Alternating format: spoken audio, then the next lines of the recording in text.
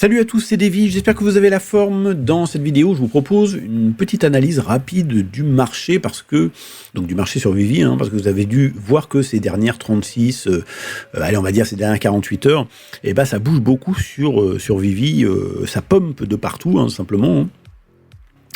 Et donc on va essayer de déterminer, à l'aide d'outils spécifiques, d'outils statistiques, si on est sur un début de bull run, et s'il faut donc peut-être se précipiter pour acheter et ne pas manquer le train, ou bien si on est sur une manipulation. Donc on peut voir ici, je suis sur les tendances dans les dernières 24 heures sur Vivi. Bon, idéalement, il faudrait mettre sur les dernières 48 heures, mais c'est pas possible avec MyNFT Tracker. Mais bon, ça donne déjà une idée. Vous voyez qu'on a des collectibles qui font du x2 ou presque, et ça n'affecte pas que les collectibles les plus prisés, il y a vraiment un petit peu de tout, tout qui pump. Bien évidemment, ce qui procure le plus d'intérêt, là où les gens se tournent, voilà, les pièces qu'ils achètent en priorité, ce sont les grails. On peut voir par exemple le Pride Givenchy Beauty, qui est à 625, il n'y a pas si longtemps, il était à 350, je crois, donc presque un x2. Bon, les prix, de toute façon, ont un petit peu légèrement baissé pour certains collectibles depuis quelques heures, là. Ils étaient encore plus haut il y a peu de temps, là. Mais voilà, on peut voir par exemple sur certains grails comme le Todd, qu'on a pareil fait pas loin d'un x2, parce qu'il y a encore quelques heures, il était à plus de 1100, je crois, et vous voyez qu'il y a 7 jours, il était seulement à 650. Les Golden Moments, c'est pareil, voilà, ça a bien pumpé aussi, notamment évidemment le Grail Partners Statut qui avait dépassé les 4000, me semble-t-il, il y a encore peu de temps, et il n'y a pas si longtemps, il était aux alentours des 2009. Voilà, donc bref, ça pump de partout. On a aussi le Luke Skywalker, secret rare, pardon, qui a fait un nouvel ATH, etc., etc. Donc, on va regarder un petit peu avec des outils spécifiques ce qui se passe. Donc, je suis allé sur Google Trend. Donc là, j'ai la tendance au niveau des NFT. Donc, c'est un petit peu plus global, ça ne concerne pas uniquement Vivi. On peut voir que la tendance est toujours baissière, depuis les 12 derniers mois. J'ai mis les 12 derniers mois. Donc clairement, voilà, il n'y a pas un regain d'intérêt pour les NFT qui est absolument subi. Maintenant, on va regarder ce qui se passe au niveau de Vivi sur les 12 derniers mois, et on peut voir que il se passe strictement rien. Il n'y a rien qui change, c'est toujours aussi plat. On a vu un petit regain d'intérêt, voilà, fin 2022, peut-être pour les fêtes de fin d'année. Moi, c'est d'ailleurs à cette période-là que je suis revenu sur Vivi. Et on va aller un petit peu plus loin dans l'analyse avec Vivi X Tracker.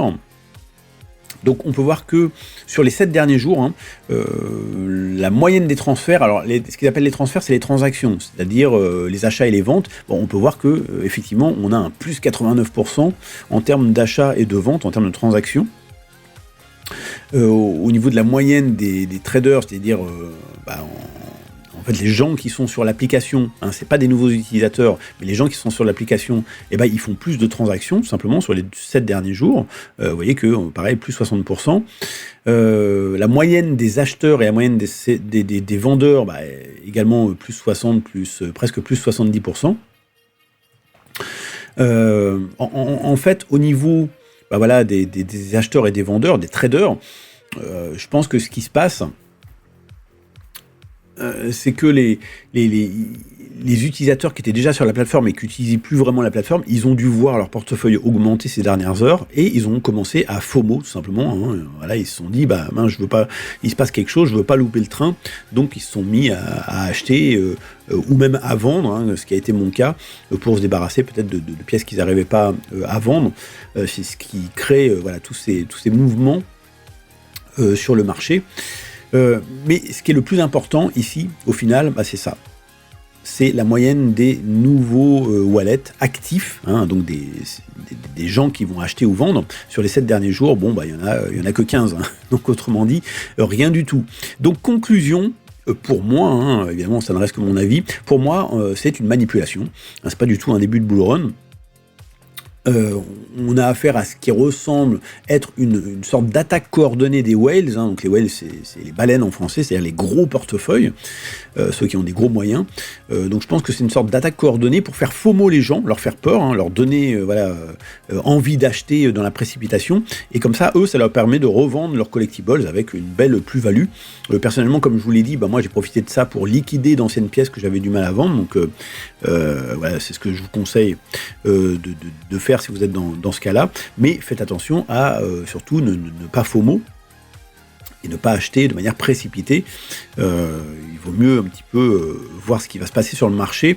Au niveau des prix, c'est justement la question, est-ce qu'on va avoir des prix qui vont se stabiliser, qui vont peut-être redescendre de 20-30% et se stabiliser, ou bien est-ce qu'on va revenir au précédent all-time low, ou voire même en dessous des précédents all-time low.